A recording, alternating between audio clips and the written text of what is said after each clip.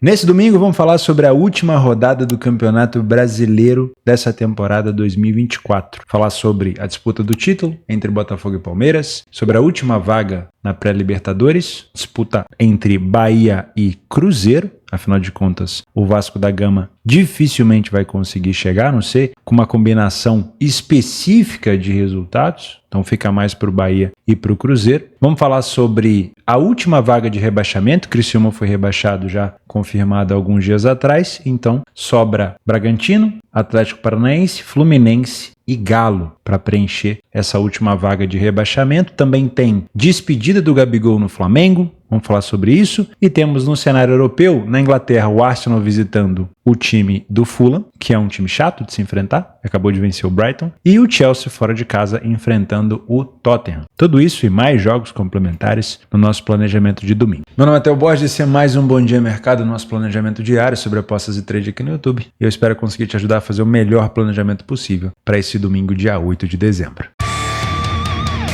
Meus amigos, vamos falar sobre Brasileirão, mas antes vamos começar pela Europa. Inclusive no último jogo, depois do horário do início do Campeonato Brasileiro, eu quero comentar logo antes para a gente ter o foco total no Campeonato Brasileiro. Para você que não é inscrito nesse canal, fica o convite para você assistir até o final, se gostar, se inscrever por aqui. Lembrando que não é um planejamento sobre palpites, não está escrito palpites aí embaixo. É para a gente colher informação, se preparar da melhor maneira possível e tentar encontrar os cenários mais próximos dos jogos em questão, tá? Deixar também aqui embaixo, como sempre estou lembrando essa semana, o link do tutorial para você verificar a sua conta na Betfair. Provavelmente você vai receber nessa semana, na próxima, até o final do ano, um e-mail para você verificar a sua conta. E ali tem um tutorial direitinho para você aprender. É muito importante que você faça essa verificação, porque a Betfair está entrando agora oficialmente no cenário brasileiro e com a verificação você tem vários recursos para poder se proteger futuramente. Caso você tenha algum problema, dificilmente você vai ter, mas se você tiver, você vai ter muito mais respaldo por ter uma conta verificada. Qualquer problema que você tenha na verificação, é só você entrar em contato com eles através do chat que eles vão te responder da melhor maneira possível. Fechou? Vamos embora. Começar às 11 horas da manhã com Fulham e Arsenal. Atenção, porque esse Fulham não tá de bobeira. O Fulham venceu agora a última partida em casa contra o Brighton por 3-1 e vinha de uma derrota por 4-1 contra o Wolverhampton e vinha de uma vitória por 2-1 contra o Brentford. Depois perdeu para o Aston Villa por 3-1. Dá para confiar 100% que o Fulham vai complicar a vida do Arsenal? Não. É uma equipe que tem vindo assim um pouco inconstante. Nos últimos 4 jogos perdeu 2. Dá pra gente ver aqui no PDF de apoio. Inclusive, se você não tem o PDF de apoio, se você não tem acesso, fica o convite, é só se tornar membro aqui do canal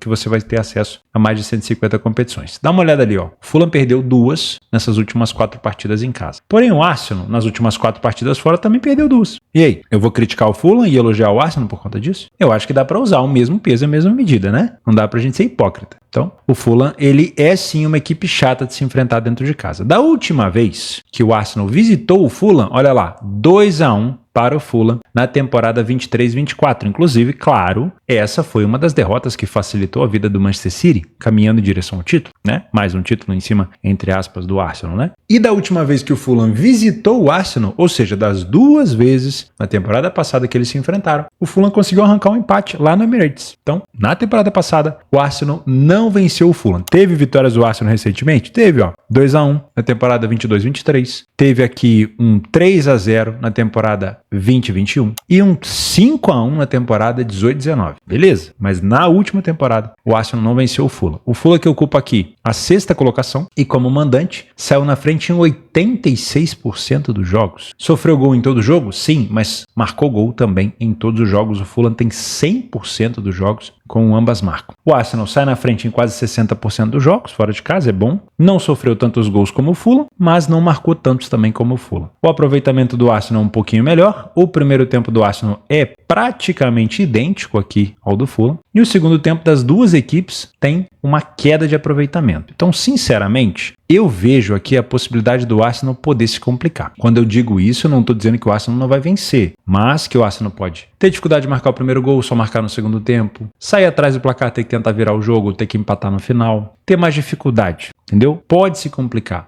A complicação não é derrota, a complicação não é não vitória. A complicação é enfrentar um adversário que às vezes você está simplesmente ignorando, focando só no favorito e esquecendo que o adversário também joga, tá? O Fulham marca a maioria dos seus gols no meio do primeiro tempo também no comecinho, e no final do jogo principalmente. Então ele acelera mais no início e no final. E sofre com mais frequência no segundo tempo, principalmente no início do segundo tempo e no final do jogo. O Arsenal marca com frequência no final do primeiro tempo e acaba sofrendo também nos polos, né? Tanto no início quanto no final, que é onde o Fulham costuma marcar. Eu não duvido nesse jogo de ambas marcam. Eu gosto dessa cotação aqui de 1,80, mas ela pode ser um pouquinho maior. Você pode trabalhar, se você é um trader, como correção de preço, porque se o Arsenal não começar tão bem, se o Fulham começar com apavoro, essa cotação do Arsenal pode vir a corrigir. E você também pode pensar num cenário de pelo menos 3 gols, por exemplo, se o Fulham estiver na frente. Já que é uma equipe que sofre em todo jogo, o Arsenal com o Fulham na frente vai tentar virar o jogo pelo menos, tá? Acho interessante. O 0-0 não me agrada. Se posicionar em gols durante o 0-0 não é muito legal, porque o Fulham na sexta colocação, ele tá olhando pro Arsenal como um adversário direto, com todo respeito. Então, enquanto ele conseguir tirar ponto do Arsenal, tá ótimo. 1-0 pro Fulham é um potencial para gols, mas o 0-0 eu não entraria. Eu esperaria pelo menos 1-0 para um dos dois lados para pensar no mercado de gols, tá? Seguindo na Inglaterra, 1h30 nós temos o clássico entre Tottenham e Chelsea. O Chelsea é favorito, fora de casa. Não é fácil enfrentar o Tottenham no estádio do Tottenham. Para quem não se lembra, já tivemos algumas grandes equipes por lá e, se eu não me engano, somente o Arsenal e o Ipswich conseguiu vencer o time do Tottenham em casa, tá? Claro, essa derrota pro Ipswich aqui é sacanagem, mas tudo bem, né? Faz parte. O Arsenal tem dessas. Então, ó, empatou com o Fulham no último jogo, empatou com a Roma na Europa League, perdeu para o Ipswich por 2-1, venceu o Aston Villa e venceu o City na Copa da Liga Inglesa, tá? É um time que tem iniciativa com frequência de sair na frente? Não. O Chelsea sai muito mais na frente. É um time que falha em marcar? Não. É um time que tem marcado com frequência, inclusive quase o mesmo número de gols do Chelsea. Só que o Chelsea não falhou em marcar nenhuma vez. E é um time que sofre com frequência, só que é a mesma quantidade de gols que o Chelsea. 1 gol por jogo. Então aqui já me passa uma sensação de que é um favorito Chelsea que também pode se complicar. Primeiro pela questão do clássico. Segundo, que o Tottenham não é de perder tanto em casa. E terceiro, que o Tottenham é de marcar gol com frequência. E o estilo de jogo do Chelsea, com o novo treinador, é de agressividade. E o Tottenham gosta de ser atacado. O Tottenham gosta de jogar de maneira reativa, tá? Então podemos ter aqui sim um Chelsea favorito se complicando, tá? O aproveitamento das duas equipes é praticamente igual em relação à finalização. O primeiro tempo do Chelsea é superior, mas é levemente, né? Número de gols marcados só que se destaca aqui. E o segundo tempo do Tottenham é muito bom, assim como o do Chelsea, mas o Tottenham tem mais vitórias. Então, sinceramente, eu não tô vendo aqui resquícios e fundamento para te indicar algo a favor do Chelsea de olho fechado. Eu preciso respeitar o adversário que marca, que sabe contra-atacar, que tem boa finalização, bom aproveitamento na finalização. Então, sinceramente, é um jogo para mim que eu gostaria de pensar mais num cenário de correção de preço, ou seja, tem uma equipe começando melhor o jogo, eu posso aproveitar uma movimentação de mercado aqui se eu for um trader. E se eu for um punter, tirar o cabreço da cara para só olhar no favorito e pensar, opa, se eu tenho duas equipes agressivas em jogo de velocidade, se eu tenho duas equipes que sabem jogar de maneira reativa, eu posso ter aqui um cenário de gols, tá? Não duvido aqui de um jogo para ambas. Como é que tá a cotação? 1,33 é péssimo. Nossa, odd ruim é pra lá, muito ruim. Dá pra pensar no cenário ao vivo, você só pode melhorar. Se não melhorar, um abraço. 2,5 aqui é mato, né? Cotação horrorosa também, mas é o cenário. Antes da gente passar pro Brasileirão, eu quero falar sobre esse jogo italiano aqui, ó, que é muito importante porque a Inter de Milão venceu nessa sexta-feira e a Atalanta venceu o Milan também nessa sexta-feira. Então, não está computado provavelmente aqui. Ah, não, já está, ó. A Atalanta ultrapassou o Napoli, foi a 34 pontos, e a Inter de Milão já se aproximou do Napoli com 31. Isso quer dizer que a Inter de Milão ainda tem um jogo a menos, né? Na verdade, a Atalanta que tem um jogo a mais. Então, o Napoli pode, nesse jogo com a Lazio, que é adversário direto, ou recuperar a liderança na 15ª rodada, ou até mesmo ser encostado de novo pela Lazio, né? Porque já foi encostado pela Inter de Milão. A Lazio pode chegar a 31 pontos, a Fiorentina pode chegar a 31 pontos, então o Napoli tem que tomar um pouco de cuidado com essa aproximação, né, da galera. Não tem deixado o Napoli escapar, né? Tem sido um bloco bem grande de times ali no mesmo pelotão. Só que esse confronto aqui, ele coloca frente a frente duas equipes que acabaram de se enfrentar. Napoli e Lazio, na verdade Lazio e Napoli se enfrentaram agora na Copa Itália. E a Lazio jogou muita bola. Muita bola. Conseguiu eliminar o Napoli da competição. Vai para as quartas de final. Mas a gente tem que levar em consideração que talvez o foco do Napoli seja o campeonato italiano. Não dá para resumir o Napoli a uma derrota para a Lazio. Eu acredito que o Napoli tem mais condição de jogar melhor nesse segundo jogo, principalmente jogando em casa, né? Jogou no estádio da Lazio, em Roma, força da torcida e tudo mais. Agora joga em casa. Então essa cotação, ela tá embutida aqui o favoritismo de jogar em casa e também o fato do Napoli virtualmente ainda ser o líder, né? Porque tem uma rodada a menos. Só que eu não posso ignorar o fato da Lazio ter jogado tão bem na Copa Itália. Então, para mim, já passa a ser um favorito aqui que pode se complicar. Já seria pelo fato da gente ter aqui o mesmo pelotão de liderança, né? Mas dá para colocar também no mesmo balaio, vamos dizer assim, a questão do desempenho da Lazio na Copa Itália. Foi uma grande vitória para cima da equipe do Napoli, jogando muito bem. Mas quando a gente olha para o PDF de apoio, para o desempenho da Lazio fora de casa, aí começa a pesar um pouco. A Lazio não sai tanto na frente como o Napoli, relativamente falha pouco em marcar, mas tem sofrido com muita frequência, coisa que não acontece com o Napoli. O Napoli sofreu poucos gols e com pouca frequência. O aproveitamento do Napoli e da Lazio aqui já é bem parecido. O número de gols marcados é igual. O primeiro tempo da Lazio é bom, com mais gols marcados, menos gols sofridos, mais vitórias. Mas o segundo tempo do Napoli é excelente. Então aqui a gente tem alguns balanços para comentar. Primeiro, a cotação do Napoli faz sentido pela expectativa do mercado, pela liderança virtual e pelo que vem jogando em casa. Mas a Lazio faz um primeiro tempo melhor. Então a gente pode ter aqui uma correção de preço, né?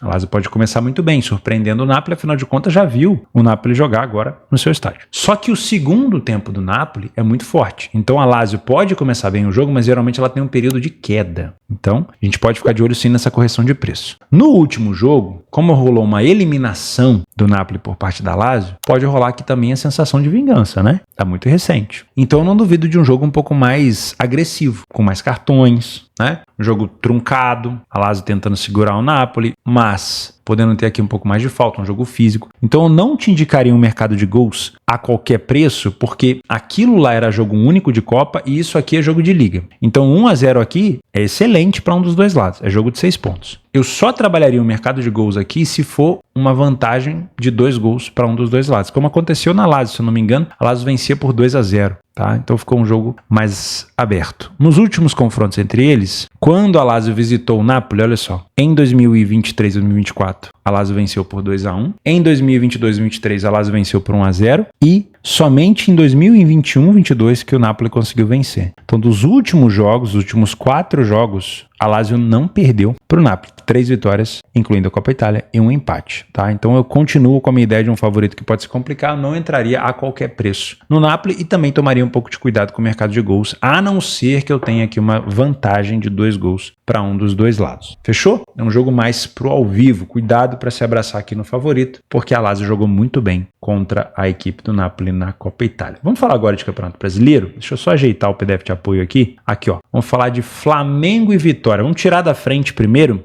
os jogos com, entre aspas, menos importância, tá? Porque eu vou falar sobre a despedida do Gabigol, vou falar sobre a disputa da Libertadores, depois rebaixamento e título, tá bom? Esse é um jogo que eu não pretendo me aprofundar muito, mas eu te aconselho a acompanhar, porque o Vitória escapou do rebaixamento, tá tranquilo, jogo de festa pro Flamengo, então o Vitória pode dar férias pros jogadores, pode vir aqui também para complicar a vida do Flamengo, enfim, pode ser um jogo interessante para se observar. E por si só já seria um jogo interessante porque é a questão da despedida do Gabigol, então o estádio vai estar lotado, o Flamengo vai provavelmente colocar o time titular. O Felipe Luiz não tira o pé. Contra o Criciúma, muita gente falando que o Flamengo ia entregar o jogo, o Flamengo venceu. Contra o Internacional, o Flamengo já não tinha chance de título, o Flamengo também venceu. Então é um Flamengo que vem para cima do Vitória, muito provavelmente para tentar vencer o jogo, para proporcionar uma despedida pro Gabi decente, né? Então eu te aconselho a ficar de olho nesse jogo. Só que a cotação não me agrada. Uma cotação de 1,40 no Brasileiro, cara, não me pega, como dizem os mais jovens, né? Não gosto muito desse cenário, mas vale a pena ficar de olho em gols. A gente pode ter aqui um jogo para 2,5, 3,5 gols. O Vitória pode ter espaço para marcar seu golzinho também, pode ser um jogo para ambas. Então eu vou deixar como um jogo complementar, tá? Apesar de ser tudo no mesmo horário, é difícil acompanhar, mas vale a pena pelo menos a menção. O Gabigol teve uma história muito bonita no Flamengo com a quantidade de títulos impressionante. Agora vamos para a disputa da pré-Libertadores. O Bahia enfrenta o Atlético Goianiense dentro de casa. O Goianiense já rebaixado, né? Não tem mais nada para disputar, pode levar aí uma malinha branca. O Bahia é SAF, o Cruzeiro é SAF, o Cruzeiro tem interesse. O que o Bahia precisa aqui para se classificar? Basicamente, o Bahia precisa de uma vitória simples, tá? Porque se o Bahia empata e o Cruzeiro vence, o Cruzeiro ultrapassa, né? O Bahia vai a 51, o Cruzeiro pode ir a 52 e aí o Cruzeiro vai para essa pré-Libertadores. Se o Bahia vence o Goianiense, ele tá na pré-Libertadores. Fim, tá? Independente do resultado de Cruzeiro e Vasco. Fechou? Então, dá pra ficar de olho nessa vitória do Bahia? Dá, mas necessidade de vitória não é vitória. Must win não é vitória. E eu não gosto dessa cotação de 1,40, a não ser que você seja um trader que vai encontrar um goianiense recuado, desligado do jogo, compactado, um Bahia fazendo um jogo de favoritismo, né? Um favorito massacrando o adversário. É até um cenário plausível de se imaginar, mas tem que combinar com o goianiense. O goianiense pode vir para fazer um jogo reativo, para ser um time forte no contra-ataque. Obviamente, como eu já falei naquele jogo do Cuiabá com o Fluminense, vocês viram, né? O Fluminense teve dificuldade de vencer o Cuiabá. Por quê? Você é um trabalhador. Qual é a melhor forma de você mostrar o seu trabalho? Cara, independente se o time tá rebaixado ou não, jogando bem, honrando a camisa do clube que você veste. Então é um goianiense que provavelmente não vai entrar de sacanagem, tá? Então cuidado. É provável a vitória do Bahia? É certeza? Não, tá? Dá pra ficar de olho nesse jogo também. Outro jogo que dá pra ficar de olho é o Juventude Cruzeiro. O Cruzeiro precisa aqui de uma combinação de resultados. O Bahia tem que empatar e ele tem que vencer. A sorte do Cruzeiro é que o Juventude já tá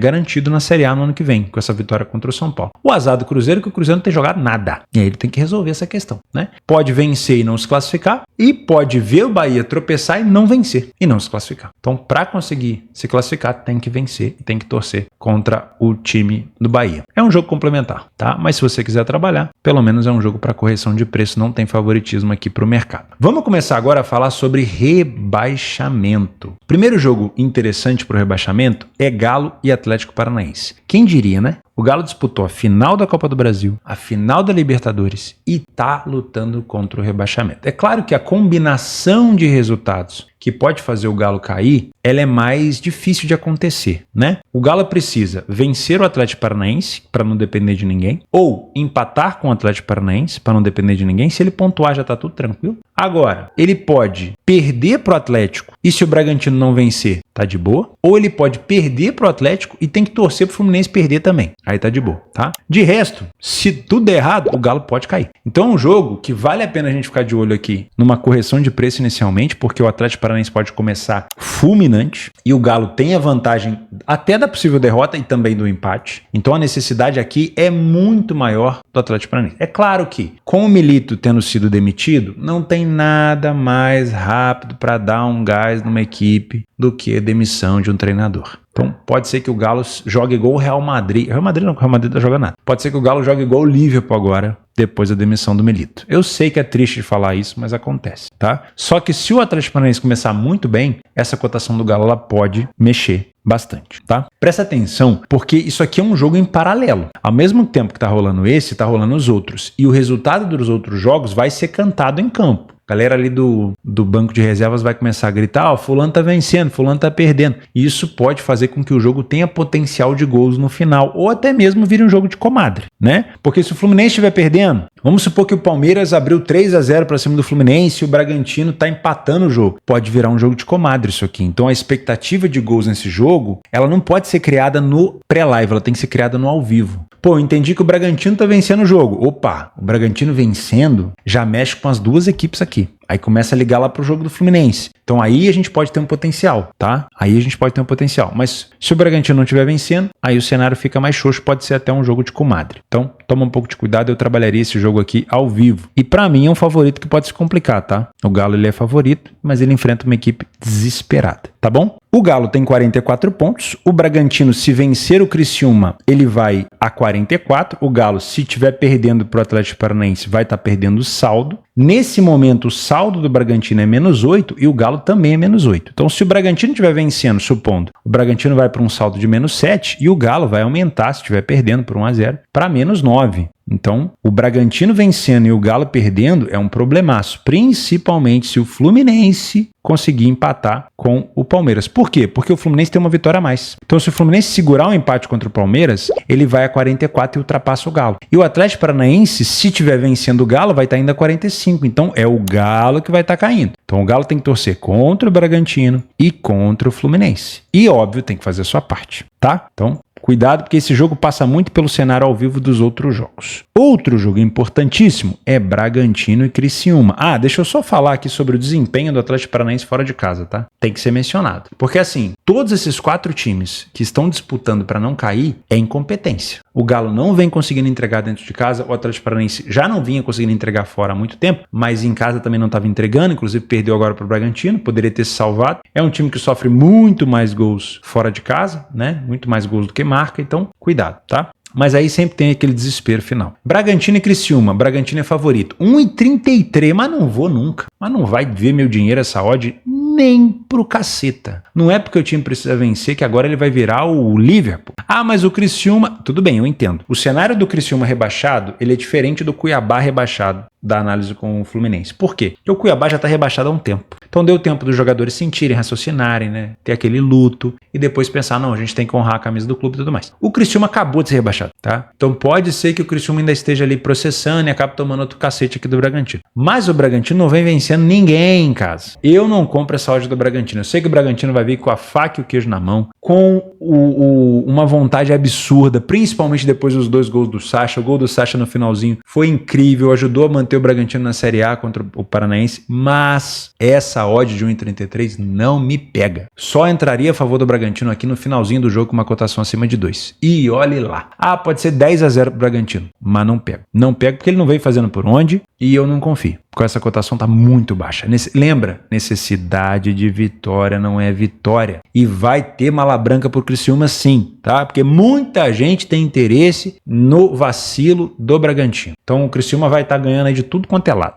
Entendeu? Parece banco imobiliário. O Criciúma caiu numa casa que recebe de todo mundo. E aí vai receber de muita gente. Pode ter certeza, tá? Muito cuidado, tá bom? Para finalizar a parte de rebaixamento, temos o Fluminense. Aí também a gente já fala do jogo, a disputa do título, né? Palmeiras e Fluminense. O Palmeiras entra em campo já sabendo que muito provavelmente o São Paulo vai entregar para o Botafogo. O Botafogo precisa apenas do empate contra o São Paulo. E o São Paulo faz divisa de muro lá na Barra Funda com o Palmeiras. Cá entre nós, eu sei que não é bonito. Eu sei que a essência do esporte é você jogar para vencer o seu adversário. Mas se não tivesse o clubismo, se não tivesse o seu rival, o futebol não ia ser tão legal, né? Então é óbvio que o São Paulo não vai dar esse título pro Palmeiras. E eu não preciso só falar do São Paulo, não. Tem que falar do Botafogo. Daqui a pouco eu falo. E o Palmeiras enfrenta o Fluminense. E o Fluminense não pode vacilar também. Então assim, não basta você implorar pro São Paulo jogar bola se você não joga. E o Palmeiras, com todo respeito, não vem jogando tão bem, tá? Vitória contra o Cruzeiro foi sim importante, foi de virada. O Estevão tá chamando a responsabilidade. O Cruzeiro não vinha jogando bem, não vem jogando bem. E o Palmeiras também não vem entregando tudo isso, tá? Tanto é que no jogo decisivo contra o Botafogo acabou perdendo. Então, além de torcer pro seu rival, e é muito difícil acontecer, o Palmeiras tem que vencer o Fluminense. E o Fluminense também depende de uma situação para não cair. Ele depende de si, ou torcer contra o time do Bragantino. Para o Fluminense, ele garante a sua permanência da seguinte maneira: vencendo o Palmeiras, empatando com o Palmeiras, ou perdendo para o Palmeiras se o Bragantino não vencer, ou perdendo para o Palmeiras se o Atlético Mineiro vencer. Porque se o Galo vencer, ele segura o Atlético Paranaense com 42 pontos. E aí, mesmo ele perdendo, ele fica na frente do Atlético Paranaense, certo? Então tem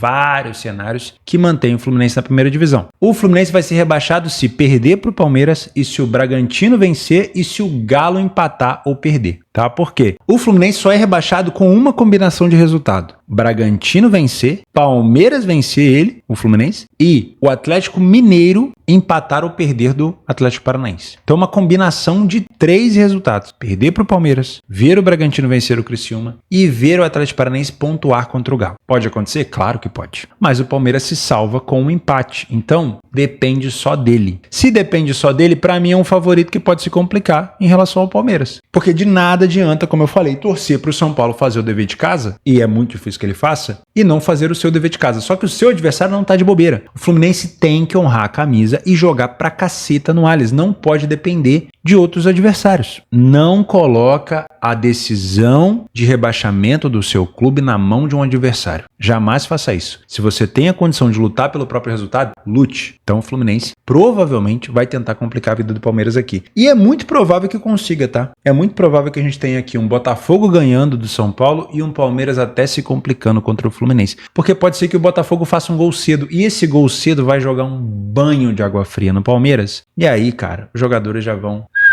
dar uma murchada. Claro, pode acontecer do São Paulo fazer um gol cedo e animar o Palmeiras, mas se você lembrar de 2009, o Grêmio também saiu na frente do Flamengo no Maracanã e o Grêmio ia dando o título pro Internacional. O que aconteceu? O Flamengo virou o jogo. Então, toma um pouco de cuidado em confiar nessa cotação de 1,50 do Palmeiras aqui, porque o Fluminense não está de bobeira, tá? Agora, se o Palmeiras sair na frente, o Fluminense vai ficar entre a cruz e a espada. Se sai pro jogo tomando o risco de tomar mais gols, ou se tenta torcer para Criciúma, para Atlético Mineiro. Agora, se o Palmeiras sair na frente, o Fluminense vai vir para cima para tentar empatar, porque não dá para ficar torcendo contra o Bragantino ou contra o Atlético Paranaense. E nessa escapada do Fluminense vindo para cima, o Palmeiras pode ter chance para contra-atacar. E aí, nesse cenário ao vivo, eu gosto de pensar no mercado de gols. Para finalizar o campeonato, o Botafogo enfrenta o São Paulo, mais uma cotação que não me agrada por aqui. Não vou trabalhar com essas cotações baixas. O Botafogo será campeão com um empate, o Botafogo será campeão com uma vitória e o Botafogo será campeão perdendo o jogo se o Palmeiras vacilar contra o São Paulo. O Botafogo só perde esse título se perder o jogo e se o Palmeiras vencer, porque aí o Palmeiras teria 23 vitórias. Só que, como eu falei, o São Paulo é um dos grandes rivais do Palmeiras. O jogo entre eles no Campeonato Paulista teve uma pressão absurda, foi uma rivalidade muito grande, teve porradaria, teve uma porrada de coisa, teve provocação. Então a rivalidade esquentou ainda mais esse ano. E é claro, é um rival que faz divisa com o seu muro, é uma torcida que não vai aceitar que o clube dê um título para o rival. E o São Paulo está numa mini crise também. Precisa de reforços, não tem tanta grana nesse momento para contratar e acho muito difícil que ele aumente essa crise ajudando um grande rival. Então, muito provavelmente teremos o Botafogo campeão do Campeonato Brasileiro. Se vai ser com uma vitória ou com um empate, não sabemos. O fato é que eu não pegaria essa cotação tão baixa. Cenário que me agrada. São Paulo começou bem, recuado até, mas bem, protegendo bem a sua área. Botafogo com dificuldade de marcar um gol. Botafogo vai para o segundo tempo empatando. 60, 70 minutos. Cotação do Botafogo passando de 2. Eu entraria com uma stake a favor do Botafogo, porque o Botafogo vai martelar o São Paulo e uma hora ou outra essa bola pode acabar entrando, tá? Se o São Paulo estiver na frente, eu olharia para pelo menos uma dupla chance do Botafogo, tá? Porque eu acho muito difícil que o São Paulo queira sustentar essa vitória. Pode acontecer de uma vitória do São Paulo e uma vitória do Palmeiras? Pode. Seria realmente épico, mas também daria um problemaço lá dentro do São Paulo. Lembra? Eu citei 2009 porque é mais ou menos isso, né? Seria como se o Corinthians estivesse dando o título pro Palmeiras, porque a rivalidade entre Palmeiras e São Paulo eu acredito que não seja tão grande como Corinthians e Palmeiras. Pelo menos olhando de fora, né? Eu sou aqui do Rio. Mas em 2009 foi assim. Dirigente do Grêmio invadindo o vestiário, falando, pelo amor de Deus, vocês vão dar o título pro Internacional, o torcedor do Internacional comemorando no Beira-Rio o título já com gol do Grêmio. E aí o Flamengo fez a virada. Então o São Paulo na frente provavelmente vai ser só ali um capítulo de um filme que deve levar o título para o Botafogo. Realmente, se o São Paulo quiser entregar esse título para o Palmeiras, não basta ele querer não, tá? Não basta o São Paulo falar assim, eu vou jogar sério, eu vou ajudar o Palmeiras, porque pela frente é o melhor time do campeonato, meus amigos. Então, mesmo que o São Paulo queira ganhar, ele vai ter que comer muita farinha para poder vencer desse Botafogo, que mesmo sem o Barbosa, que tá suspenso, se eu não me engano, acho que é só o Barbosa, mesmo sem o Barbosa, vai jogar com apoio da torcida e vai jogar com uma garra absurda para proteger pelo menos o empate, tá bom? Então, teremos muito provavelmente Botafogo campeão. Agora a disputa do rebaixamento tá muito engraçada, tá? Eu acredito que o Bahia vai acabar vencendo o Goianiense e vai ficar com essa última vaga na pré-Libertadores. Agora o rebaixamento eu não dou pitaco. Ali pode acontecer qualquer coisa. O Bragantino vem muito motivado contra o Criciúma, depois do que fez na Liga Arena contra o Atlético Paranaense. O time do Atlético Paranaense vai jogar a vida contra o Galo, vai tentar uma vitória. E o Galo pode se salvar com uma derrota do Fluminense, né? Então, cara, são vários cenários plausíveis, tá? Então esse aqui eu prefiro não apostar. Agora, título do Botafogo e talvez classificação do Bahia me parece muito mais provável, tá? Toma cuidado com as cotações baixas. Cotação baixa do Flamengo, cotação baixa do Palmeiras, cotação baixa do Bahia, cotação baixa do Botafogo e do Palmeiras. Para mim, necessidade de vitória não é garantia de vitória e esse tipo de cotação só favorece as casas de apostas. Vou deixar o link aqui embaixo do Radar Esportivo com vários outros jogos complementares. Tem vários nesse domingo. Claro que o foco ficou no Campeonato Brasileiro, porque é a última rodada, com todos os jogos ao mesmo tempo. Deixo também aqui o link, como eu falei, da Betfair para você ver o tutorial de verificação da conta. Vou deixar também o link de cadastro para você criar uma conta numa bolsa esportiva do mundo. E claro, deixo aqui embaixo o espaço aberto para você, clubista ou não, comentar com informação, complementos, correções, desde que não role xingamento aí entre os torcedores, sem problema nenhum. E se o Botafogo não for o campeão, que eu vire meme, né? Mas é muito difícil de acontecer uma entregada do São Paulo para favorecer o seu rival. Um grande abraço, fica com Deus e até a próxima. Apostas são para mais de 18 anos. Faça com responsabilidade. Valeu!